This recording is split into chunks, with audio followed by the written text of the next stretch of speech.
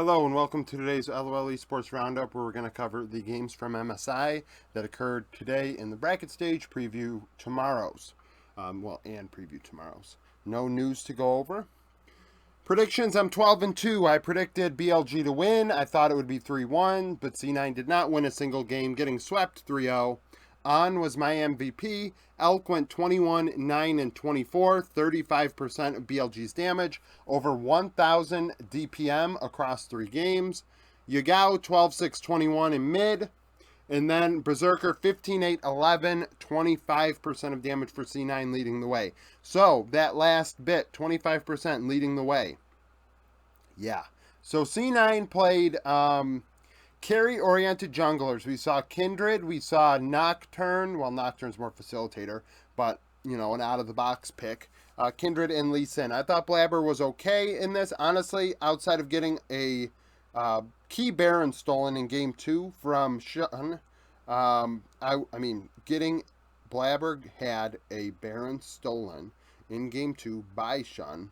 Outside of that, I would say Blabber probably got the better of Shun. I thought Shun left a lot to be desired today.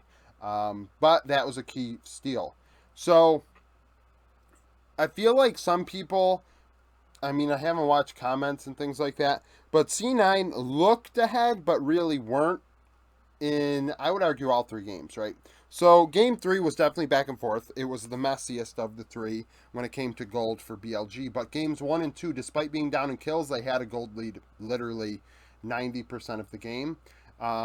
It honestly made me want to make Bin MVP, because when you looked and you saw the kills are like 7-2 or very lopsided in C9's favor, they're obviously getting kills, being more proactive, making things happen. In the early game, Bin's up 30 CS.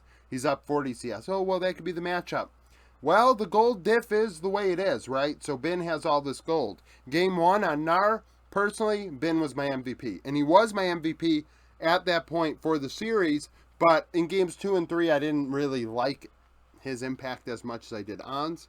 But game 1, I thought he really did some serious work on the Gnar.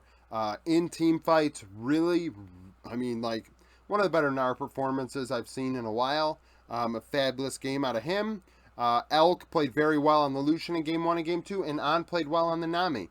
In laning phase, the bot lane of C9 tried to get after BLG and failed in game 1 and game 2.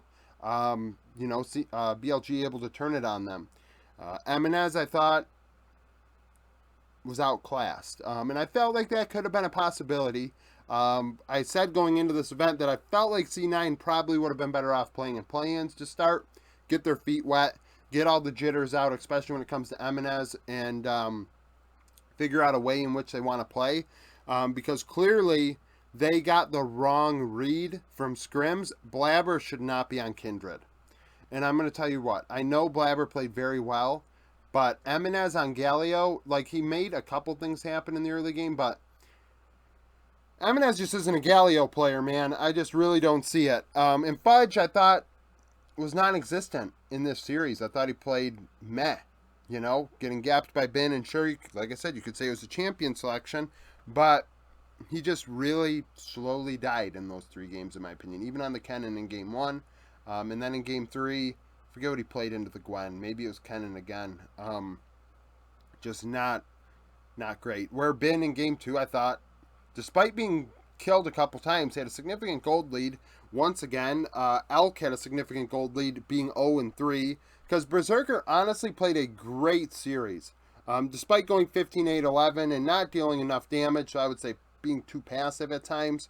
In team fights, he was very good on the Xayah, very good on the Aphelios, and really kept C9 in it, through those team fights. He was the one with hands in those skirmishes, because BLG were just picking them off one by one, because BLG just are a very good team. Honestly, I'm not shocked that they're here, and I'm not shocked. Honestly, I don't want to call them a dark horse, because I think they have a legitimate chance. And it wasn't because of this. I thought, they have a legitimate chance at this whole thing. Tabe's been here before a couple times. Bin and Yagao are elite players. Bin's been here before. So, BLG winning 3-0. I should probably talk about On. I made him my MVP. I thought his Nami was solid. making things happen in the first two games, but as Alistar in game three really stuck out to me. Had a very key flank in a big moment that really secured a team fight that also secured an objective and gave them really this, the snowball that would ensue afterwards. And I thought he also had some really nice engages at other parts of that game. So there was that. Thought the Nami was good. A lot of people would want to make Elk MVP, but I thought in lane there was a little bit left there because C9 were pushing them, right? So BLG are able to turn it, but at the same time, they're giving those opportunities to C9. And the game 2 for Elk was not good. 0-3-4, 0-3-2 or whatever.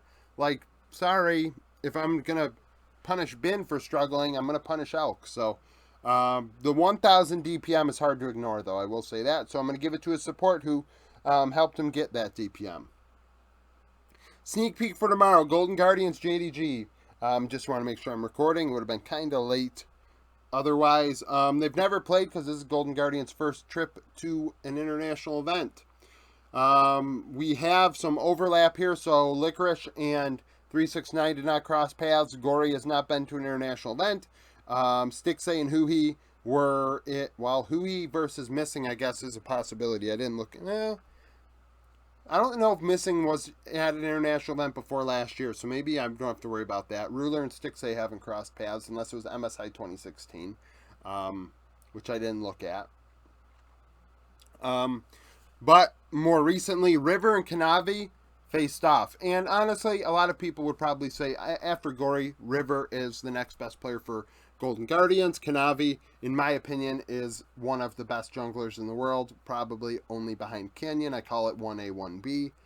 And they split in 2020. River was with PSG Talon, back when PSG were a little bit stronger. River went 2-4-10 with 253 DPM. In those two games, they were able to split with JDG at the time. Kanavi went 3-3-8, 310 damage per minute. Both got a win, like I said. This was a carry-oriented meta in 2020. Both had a Graves game. River played Graves into Silas, or vice versa. And in the other game, Kanavi had Graves and River had Kindred. In terms of pathing and things like that, at 15 minutes, River did have an advantage.